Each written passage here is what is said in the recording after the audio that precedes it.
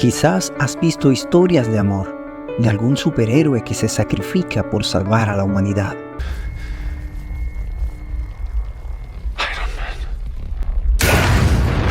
Pero yo te quiero contar una historia de amor más sorprendente.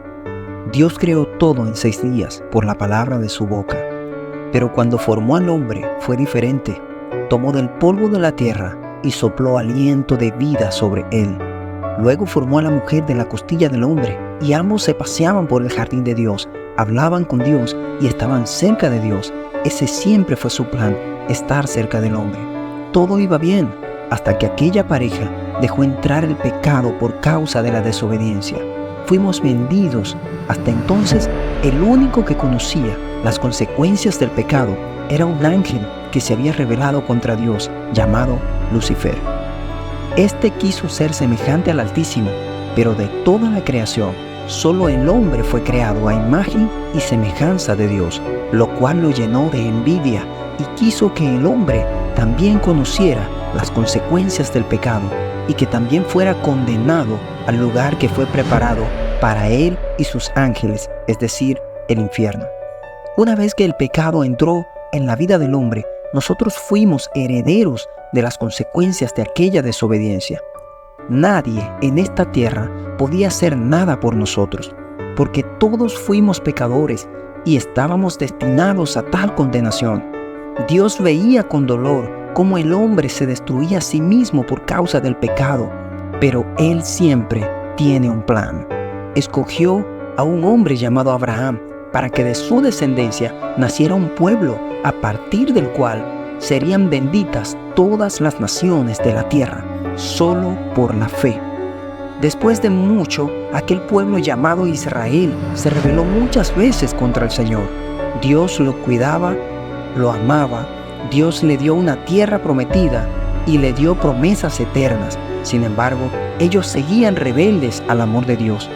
Pero gracias a eso, hoy la salvación se extendió a toda la tierra. Dios trató de acercarse de muchas maneras hasta que se hizo hombre. ¿No has notado que en las películas siempre el malvado piensa que va ganando y hasta parece que es así?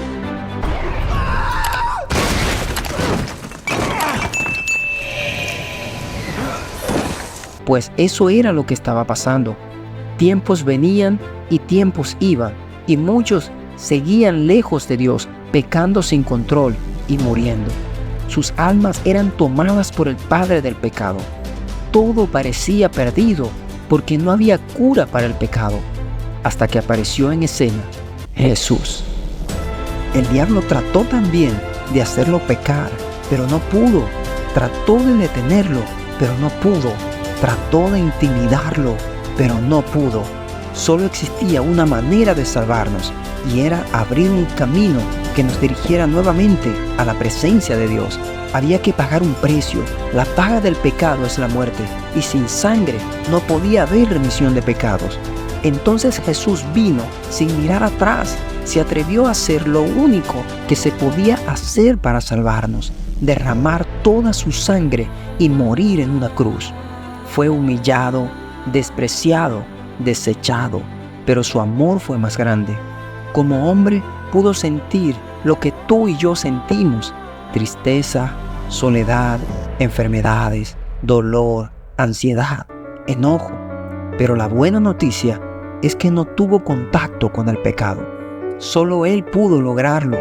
Por eso, al morir, cumplió su deseo más grande: darnos la oportunidad de ser salvos. Su amor es tan grande que aún en la cruz pedía al Padre que perdonara a los soldados que le azotaron. Su amor es tan grande que aún en la cruz le dio la salvación a un malhechor que lo reconocía como Salvador, sin importar su culpa. Sanó enfermos, perdonó a prostitutas, resucitó muertos, dio de comer a miles, y hoy sigue sanando, sigue perdonando, restaurando y salvando a muchos. 3 días después de morir, resucitó, venciendo a la muerte y dándonos esperanza. Pero la mejor parte es que dijo que Él mismo vendría a buscar a todo aquel que en Él cree y le sigue. Ahora, piensa en esto.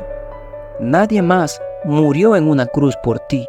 Nadie más pudo resucitar al tercer día sin volver a morir. Nadie más pudo hacer tantos milagros y señales como lo hizo Jesús. Nadie más está sentado a la diestra del Padre. Nadie más te ama tanto como Jesús.